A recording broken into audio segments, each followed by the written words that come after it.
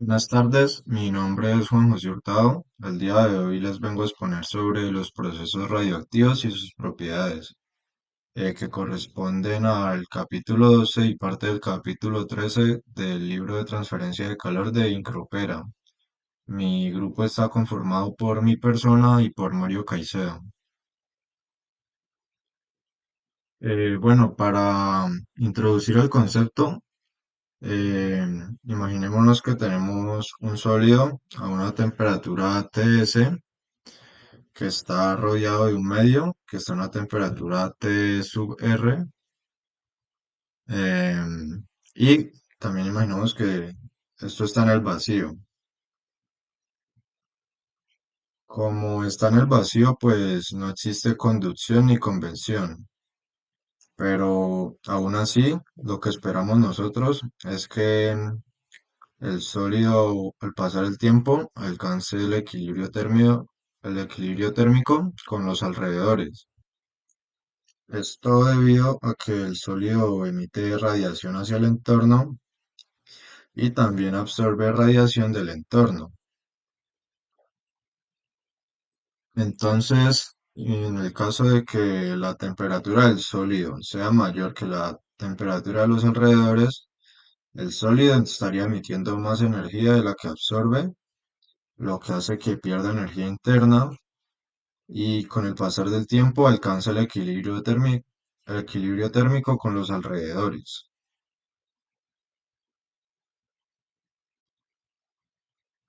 Ya sabiendo esto, pues algunas características importantes de la radiación es que puede propagarse en el vacío, todos los cuerpos cuya temperatura sea mayor que 0 Kelvin emiten radiación, la energía radiactiva proviene de la energía interna del material y la radiación puede transferir calor incluso en el vacío.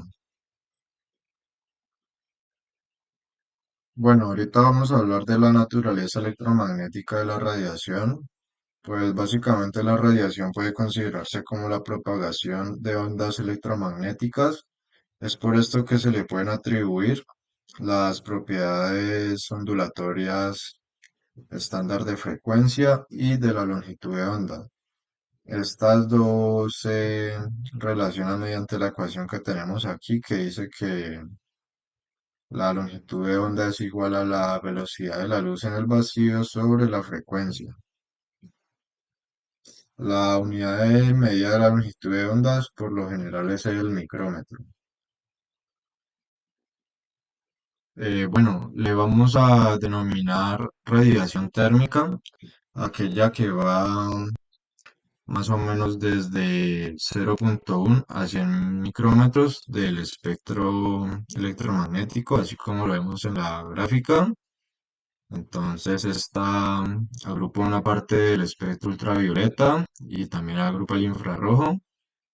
Entonces en estas longitudes de onda es que se ubica la radiación térmica. Eh, Hasta ahorita hemos mencionado que todos los cuerpos emiten radiación.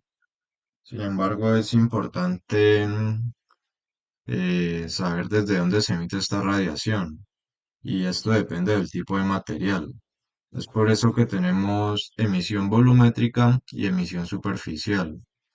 Básicamente la emisión volumétrica ocurre, por ejemplo, en gases y en algunos sólidos semitransparentes, por ejemplo, el vidrio, los cristales. eh, entonces, en estos casos podemos decir que la radiación no proviene únicamente de la superficie. En este caso, pues cada pequeña porción del volumen del material está emitiendo radiación. Y ahí la radiación que observamos provenientes de ese material, pues es la suma de toda la radiación emitida por el volumen.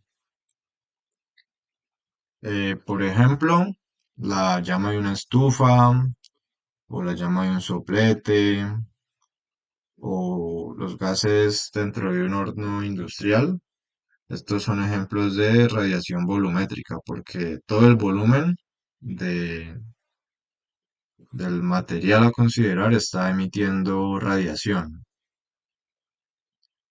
Luego tenemos el otro caso que es la emisión superficial, como lo vemos aquí en la segunda imagen. Y este caso pues agrupa la mayoría de casos y agrupa lo que son la mayoría de sólidos y líquidos. Entonces, entonces, por ejemplo, nosotros tenemos una molécula dentro de un sólido, de un material, eh, pero esa molécula pues no logra emitir radiación porque la radiación no logra atravesar el material dentro del que está la molécula, porque esta radiación pues la absorben las moléculas que son vecinas. Entonces es por esto que solo las moléculas que son muy cercanas a la superficie logran emitir una radiación y que ésta llegue al exterior. En el libro nos mencionan que esta longitud a la que una molécula logra emitir radiación dentro de un sólido es de más o menos un micrómetro. Entonces es por esto que el libro trata la radiación como un fenómeno superficial. Bueno, ahorita vamos a revisar el concepto de radiación espectral. Básicamente, la radiación que emite un cuerpo está formada por muchas longitudes de onda distintas. Sin embargo, hay unas longitudes de onda a las que se emite más radiación, que transportan más energía. Entonces, la energía que emite el cuerpo varía según la longitud de onda. Esto es lo que vamos a llamar la distribución espectral, y es lo que estamos viendo aquí en la imagen de la derecha, que nos muestra que en determinadas longitudes de onda hay más o menos emisión. Esto también cambia si aumenta la temperatura, por ejemplo. En este caso puede cambiar la energía emitida, o si cambia la longitud de onda donde ocurre la máxima emisión, cambiando la temperatura. El otro concepto que íbamos a revisar era la distribución direccional. Básicamente, una superficie puede emitir más radiación en ciertas direcciones que en otras, y esto es la distribución direccional. Por ejemplo, aquí en la figura de la izquierda, si todas las flechas fueran iguales, podríamos decir que la superficie emite uniformemente, pero pues como estamos viendo, todas las flechas no son iguales, por lo que este material emite preferencialmente en algunas direcciones, en este caso la normal. Por ejemplo, una superficie pulida no distribuye la radiación de la misma forma que lo haría una superficie mate, por ejemplo, con irregularidades en la superficie. Entonces eso cambia mucho la distribución direccional en la que se emite la radiación. En conclusión, el fenómeno de la radiación no solo depende de la cantidad de energía emitida, sino que también debemos conocer en qué longitudes de onda se está emitiendo más y también en qué direcciones se está emitiendo más, que son estos dos conceptos que acabamos de ver.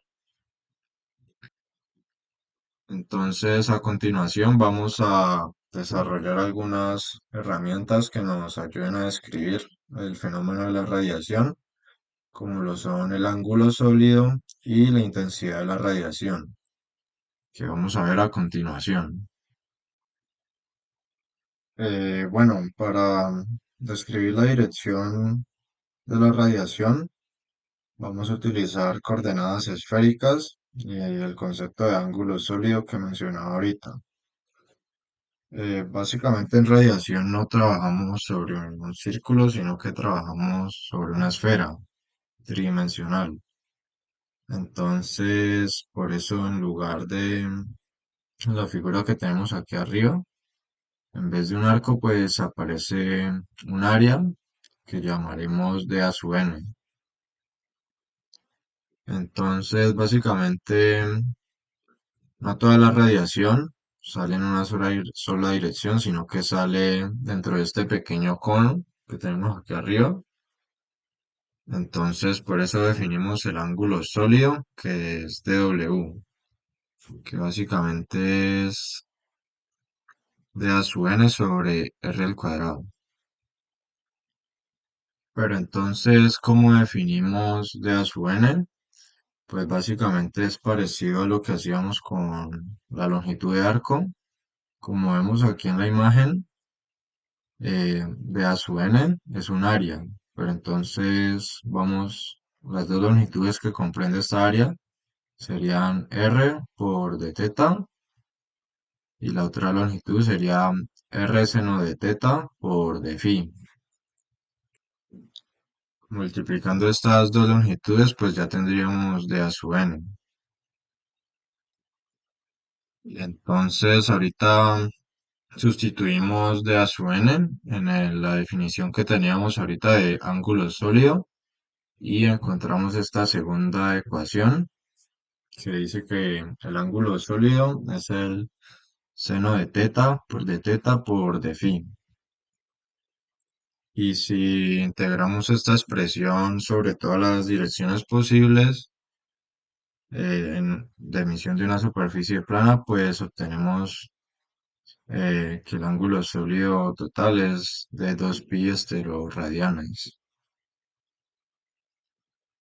Básicamente, esto corresponde al hemisferio que está ubicado al frente de la superficie que está emitiendo.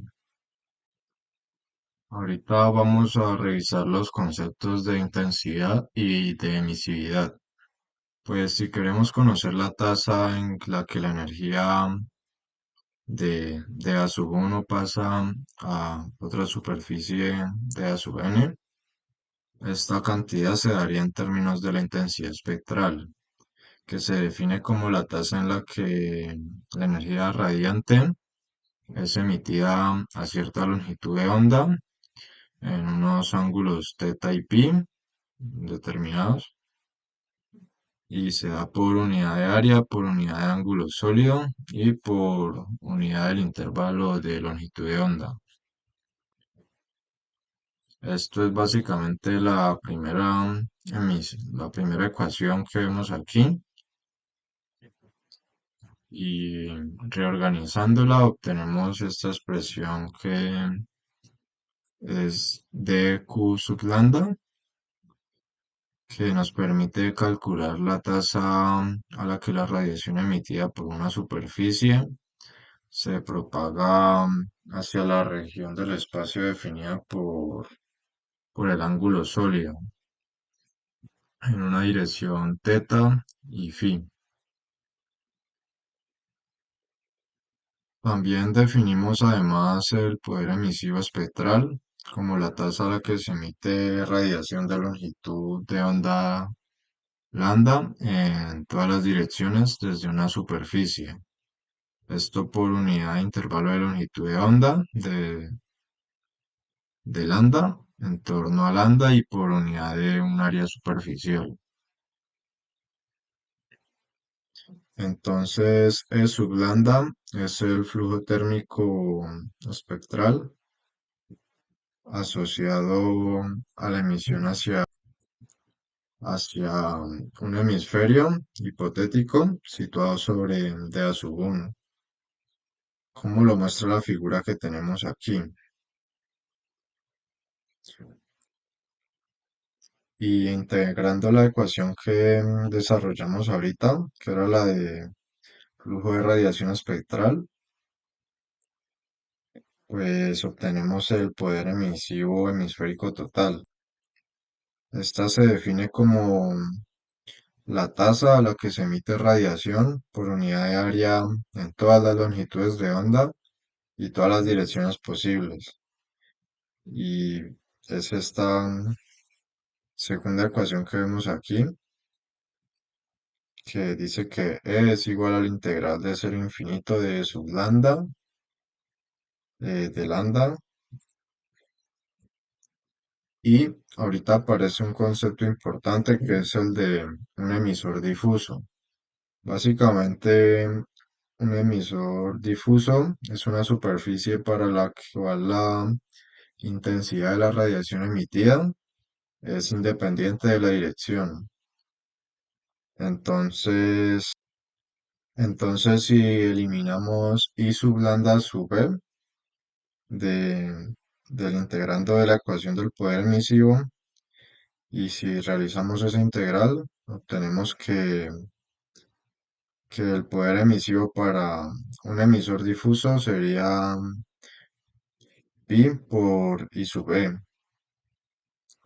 Esto pues porque la, la intensidad de la radiación de un emisor difuso no depende de la dirección, entonces no depende ni de los ángulos teta ni phi.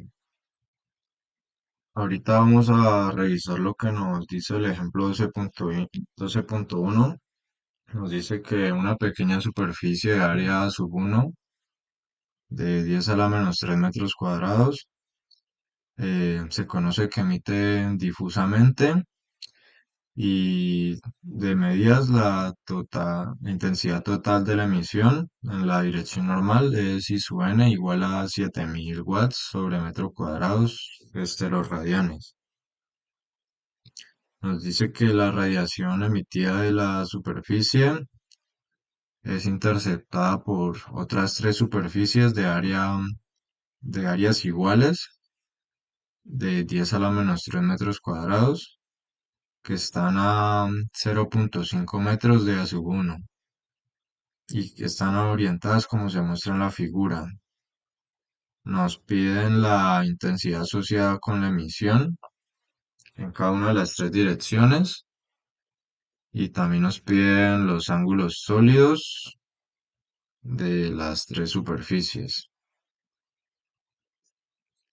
También nos pide la tasa a la que la radiación emitida desde A sub 1 es interceptada por las tres superficies.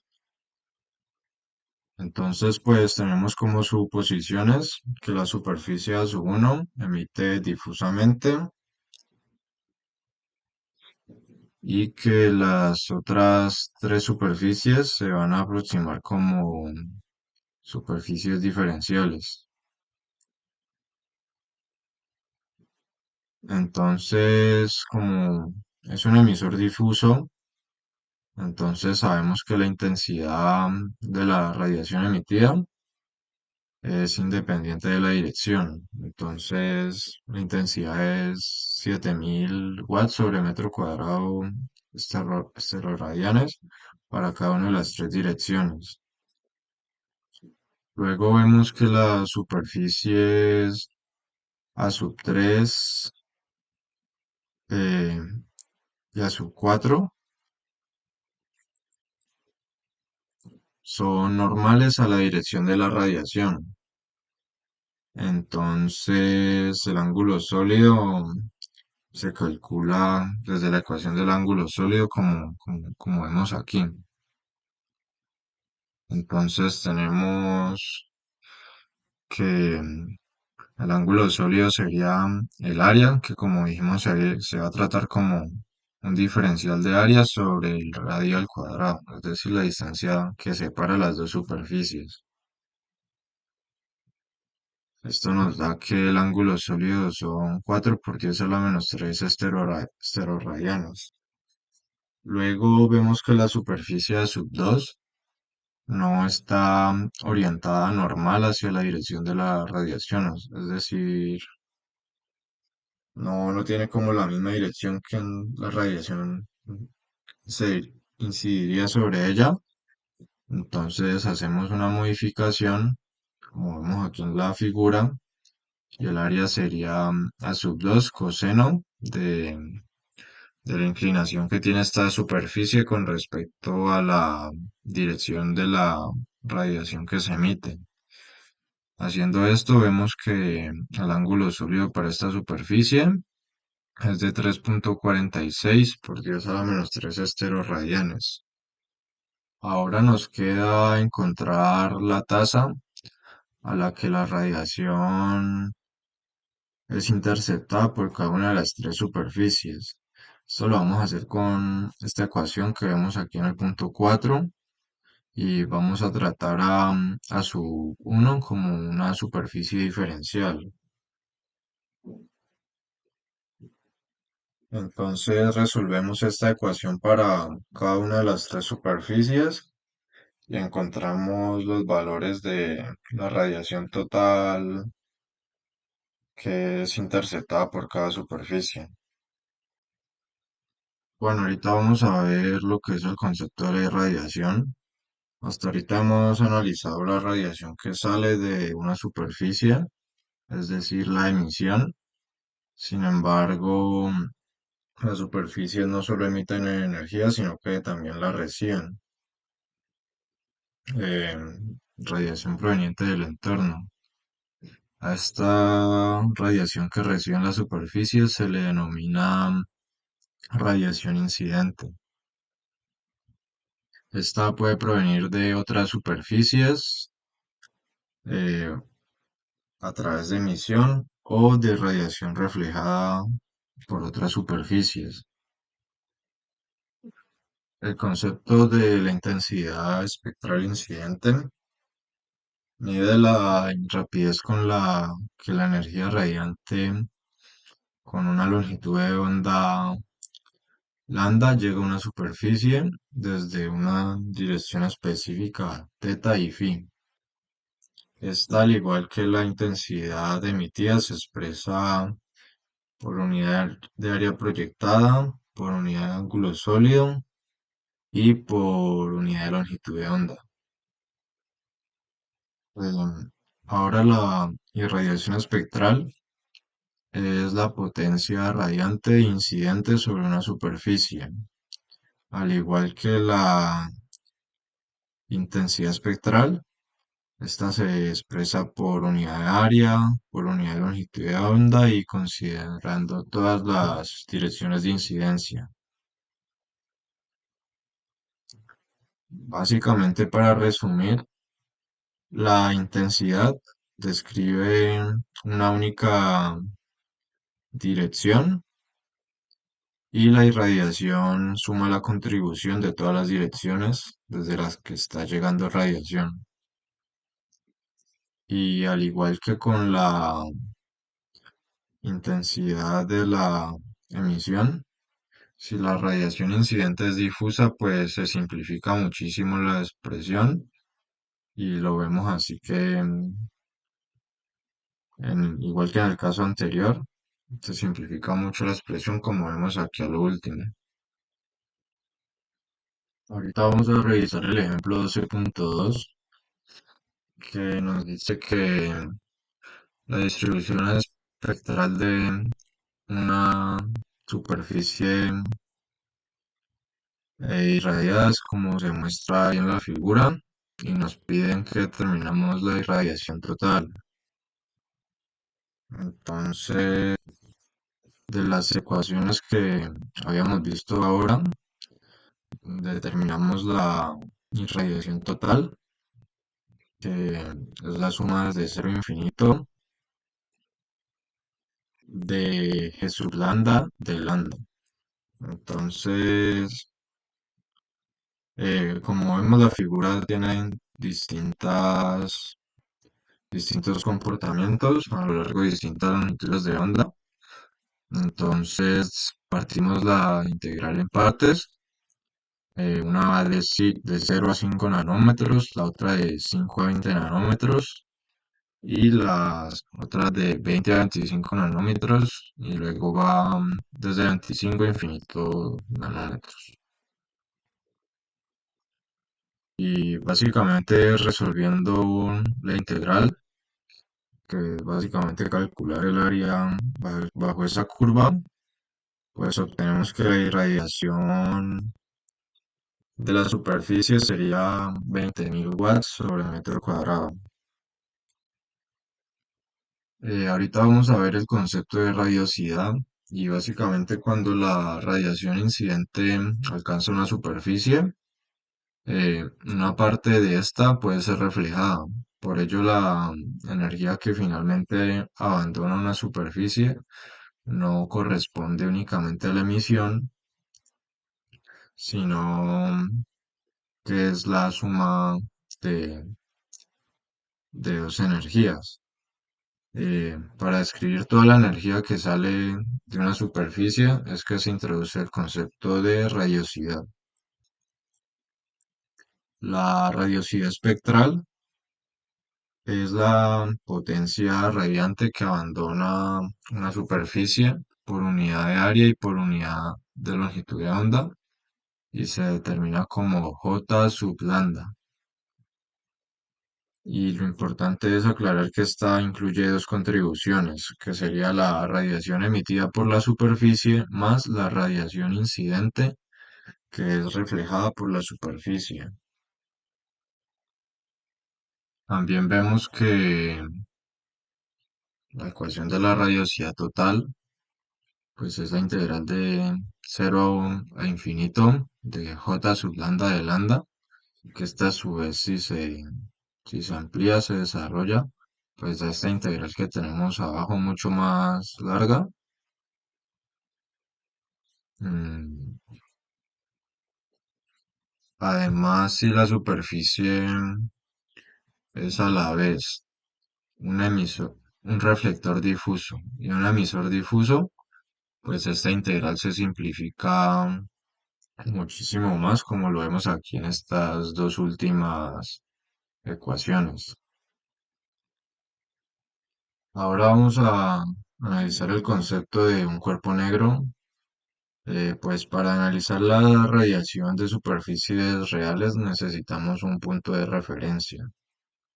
Y este punto de referencia es el cuerpo negro, que es un modelo ideal que absorbe toda la radiación incidente y que para una temperatura dada emite la máxima cantidad posible de energía. Además, su emisión es difusa, es decir, tiene la misma intensidad en todas las direcciones. Estos son las mismas características que vemos aquí en la diapositiva, es decir, absorción perfecta, máxima capacidad de emisión y es un emisor difuso. En la vida real, ningún material posee exactamente estas propiedades, pero como lo vemos aquí en la imagen de la izquierda a la superior, una cavidad con un pequeño orificio se comporta de manera muy similar. La radiación que entra en la cavidad experimenta múltiples reflexiones y termina siendo absorbida casi por completo. Por eso la radiación que sale del orificio depende únicamente de la temperatura de la cavidad y corresponde a la radiación de un cuerpo negro. Eh, Ahorita vamos a ver lo que es la distribución de Planck. Empezamos diciendo que la intensidad espectral de un cuerpo negro pues es bien conocida. Esta la determinó por primera vez Planck y es esta primera ecuación que tenemos aquí, en donde H y K son las constantes universales de Planck y de Boltzmann respectivamente. C es la velocidad de la luz en vacío y T es la temperatura absoluta del cuerpo negro. Como un cuerpo negro es un emisor difuso, su poder emisivo espectral está definido por la segunda ecuación que vemos aquí, que es la que se conoce como la distribución de Planck. Esta tiene varias características importantes. La primera es que la radiación varía con la longitud de onda, así como lo vemos aquí en la imagen. La segunda es que la magnitud de la radiación emitida aumenta al incrementarse la temperatura. La tercera es que aparece más radiación en longitudes de onda más cortas a medida que aumenta la temperatura, así como lo vemos en la imagen de la derecha. Ahora vamos a ver la ley de desplazamiento de Wien. que nos indica la longitud de onda en la que un cuerpo negro emite la máxima cantidad de energía. Eh, la ley establece que a medida que aumenta la temperatura de un cuerpo negro, la longitud de onda en la que emite más energía disminuye, así como lo vemos en la figura. Eh, Sería esta relación que es una línea recta. La ecuación lo que muestra es que el producto entre la temperatura y la longitud de onda máxima es una constante. Entonces, al aumentar la temperatura, el pico de emisión se desplaza para las longitudes de onda más cortas. Este es el fenómeno que explica por qué un objeto caliente cambia de color. Pues primero emite principalmente en el infrarrojo y luego comienza a brillar de color rojo y a temperaturas muy altas emite una cantidad significativa de radiación en todo el espectro visible, como por ejemplo lo que pasa con el Sol o con un filamento de tungsteno. Ahorita vamos a ver lo que es la ley de Stefan-Boltzmann. Entonces, primero que todo, la ley de Planck describe cómo se distribuye la energía emitida por un cuerpo negro en función de la longitud de onda. Sin embargo, en muchas aplicaciones lo que interesa es conocer únicamente la energía total emitida. Es por esto que se integra la distribución espectral sobre todas las longitudes de onda, obteniéndose así la ley de Stefan-Boltzmann, que establece que la potencia emisiva total de un cuerpo negro es proporcional a la cuarta potencia de su temperatura absoluta. Básicamente, conociendo el poder emisivo total de un cuerpo negro, que es la primera ecuación, esta de E sub B, si se desarrolla esa integral, obtenemos la ley de Stefan-Boltzmann y la constante de Stefan-Boltzmann, que es 5,67 por 10 a la menos 8 watts, metros sobre metros cuadrados, Kelvin al cuarto. Además, como el cuerpo negro es un emisor difuso, la intensidad de la radiación es constante en todas las direcciones y por esto se relaciona con la potencia emisiva mediante esta ecuación que tenemos aquí a la derecha de I sub B es igual a el poder emisivo de un cuerpo negro sobre pi. Ahora vamos a ver el concepto de emisión entre bandas. A menudo es necesario conocer la fracción de la emisión total de un cuerpo negro que corresponde a un determinado intervalo o banda de longitud de onda dada para una temperatura de un intervalo de 0 a lambda. Esta fracción se determina mediante la relación entre la sección sombreada y el área total bajo la curva de la figura 12.13 que vemos aquí a la izquierda y abajo. Como podemos ver, resolver esta integral directamente sería bastante complicado. Sin embargo, la integral ya fue evaluada y los resultados de esta se presentan en la tabla 12.1 y en la figura 12.14.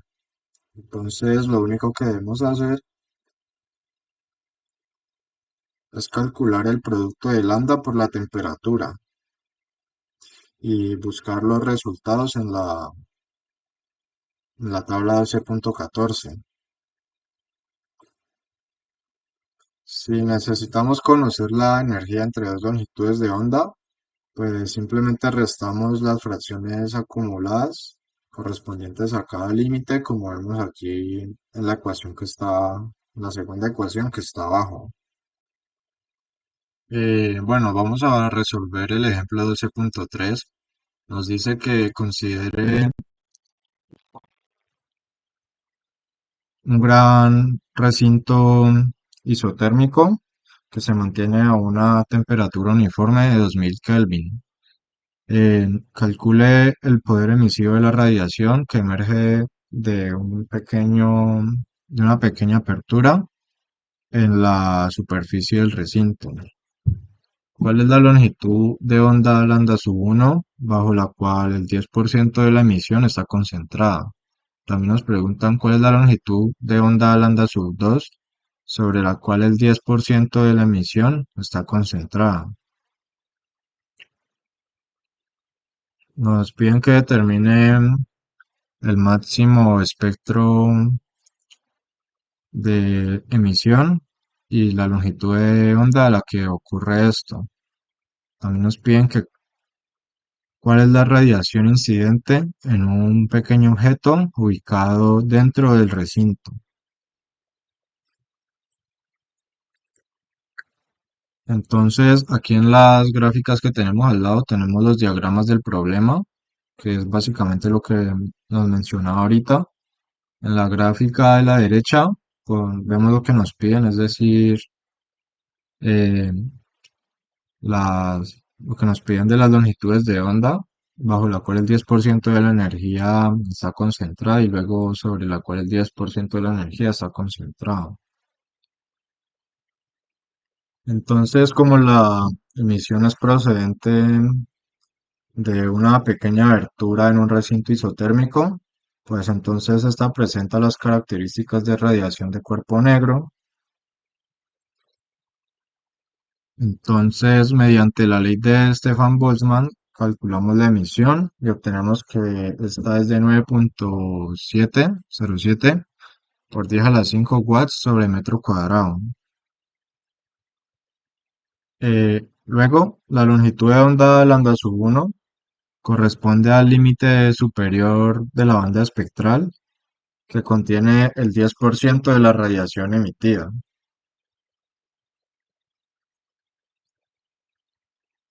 Entonces buscamos en la tabla 12.1 el valor para 0.10. Entonces, después de eso vemos que la longitud de onda lambda sub 1 es de 1.1 micrómetros.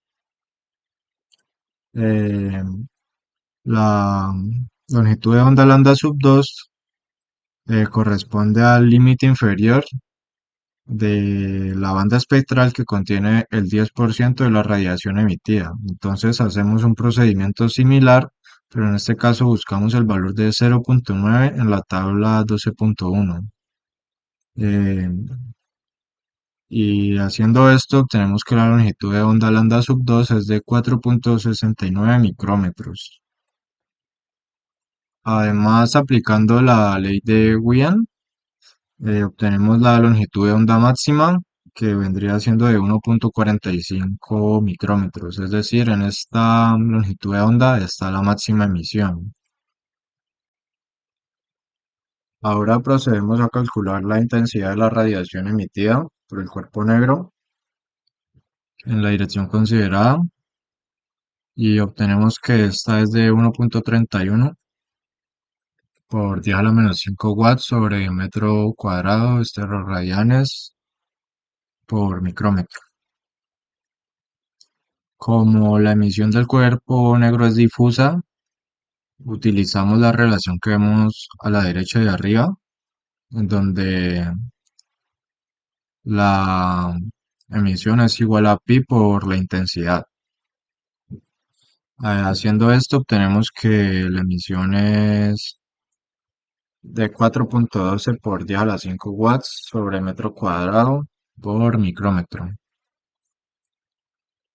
Por último, la irradiación de cualquier pequeño objeto dentro de la encerradura se puede aproximar como la emisión desde un cuerpo negro en la superficie del precinto.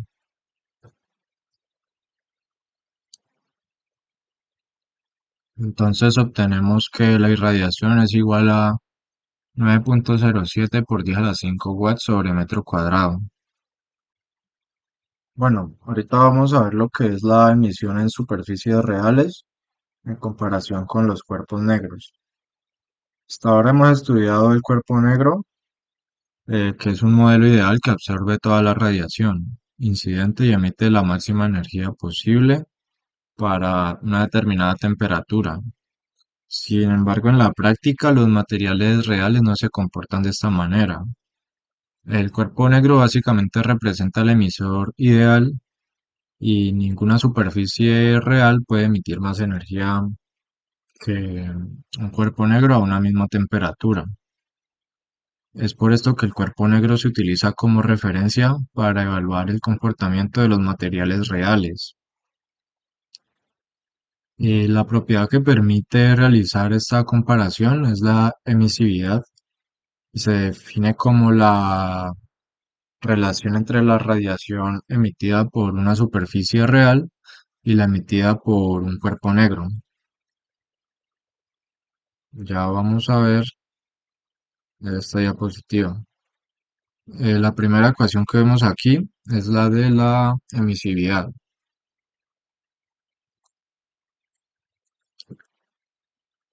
Sin embargo, volviendo a la comparación de la emisión en superficies reales versus la del cuerpo negro, como vemos aquí en el espectro de la longitud de onda, vemos que la curva se comporta de una manera muy diferente para un cuerpo negro que para una superficie real. Lo mismo pasa con la emisión direccional, es decir, un cuerpo negro es un emisor difuso, por eso vemos que la magnitud de la emisión es la misma en todas las direcciones. Sin embargo, para la superficie real, pues la emisión varía según la dirección.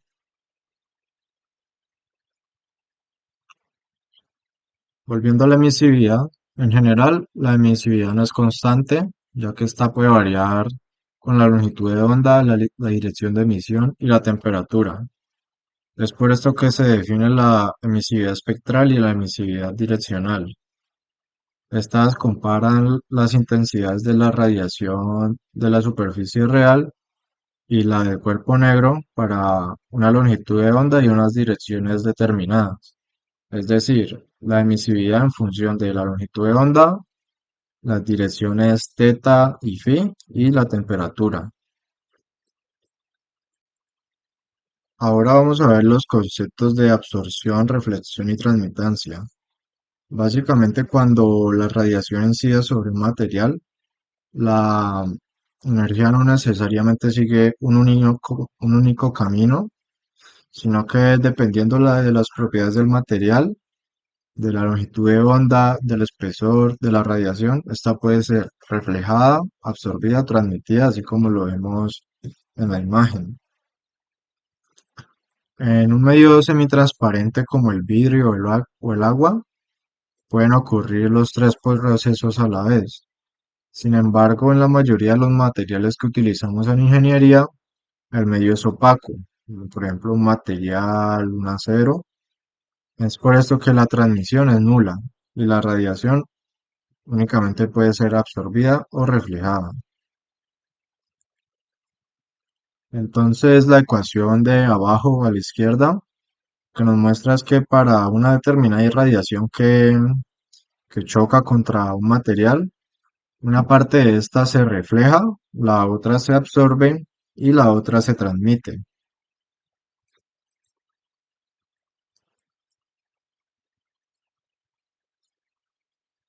Entonces, las ecuaciones de la absorcividad se denota por esta letra griega alfa, que básicamente es la irradiación absorbida sobre la irradiación total.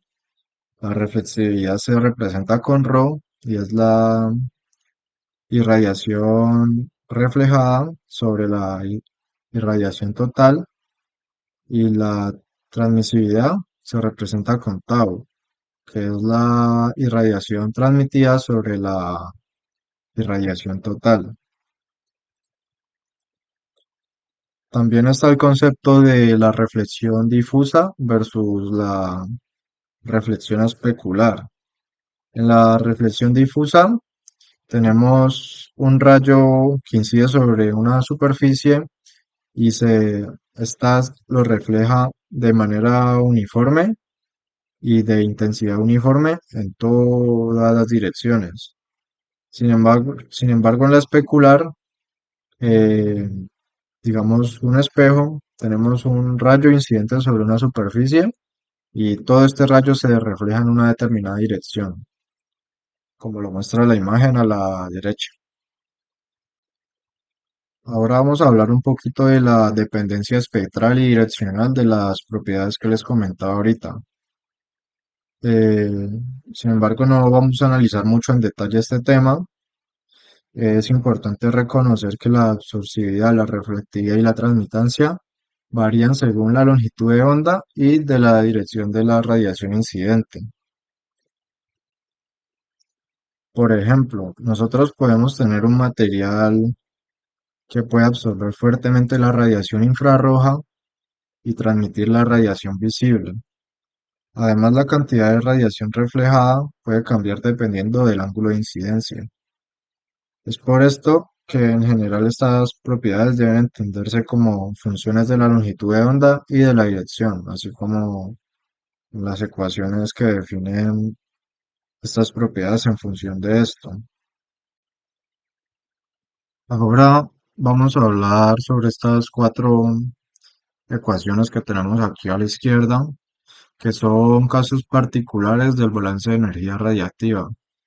Para un medio semitransparente, la radiación incidente puede ser reflejada, absorbida o transmitida, por lo que la suma de estas tres propiedades es igual a 1. Cuando consideramos propiedades promedio sobre el espectro electromagnético, se obtiene la siguiente ecuación, ¿no? Es decir, la primera está lambda sub eh, rho sub lambda, alfa sub lambda, y la segunda ecuación ya no está dependiente de lambda. Si tenemos un medio opaco, la transmitancia es cero, pues la radiación no puede atravesar el material. Es por esto que toda la radiación incidente sobre el material debe ser absorbida o reflejada. Y esto nos da lugar a las siguientes dos ecuaciones. Entonces, en consecuencia, para una superficie opaca, la absorcividad y reflectividad son propiedades complementarias. ¿Esto qué quiere decir? Que si conozco una de las propiedades en una superficie opaca, automáticamente conozco la otra. Vamos a revisar el ejemplo 12.7. Nos dice que el espectro y la absorcividad hemisférica de una superficie opaca y el espectro de irradiación en la superficie es como se muestra aquí en la figura. Eh, Nos preguntan que cómo varía el espectro reflectivo con la longitud de onda, cuál es la absorcividad hemisférica total de la superficie, si la superficie está inicialmente a 500 Kelvin y tiene un total de emisividad hemisférica de 0.8. ¿Cómo varía la temperatura con la exposición a la radiación?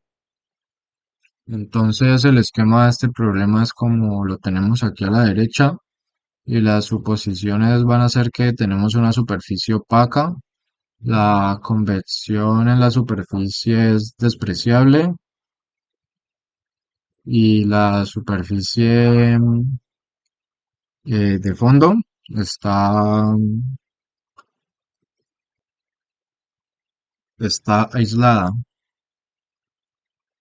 Entonces, como la superficie es opaca, no hay transmisibilidad. Entonces tenemos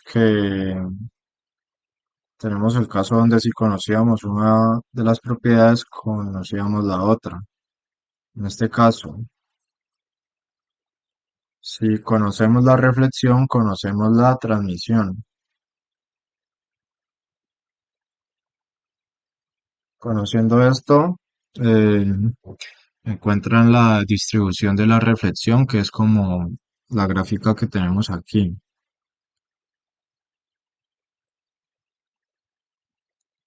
Luego de la ecuación de la absorcividad, pues proceden a calcularla con las ecuaciones de esta, donde la absorcividad es igual a la irradiación absorbida sobre la irradiación total. Posteriormente, el ejercicio procede a dividir la integral en partes, es decir, para cada sección calcula los determinados valores y luego de resolverla obtenemos que la absorcividad es de 0,76. Luego proceden a calcular el flujo de calor neto hacia la superficie con la ecuación que tenemos aquí y obtienen que este es de 965 watts sobre metro cuadrado.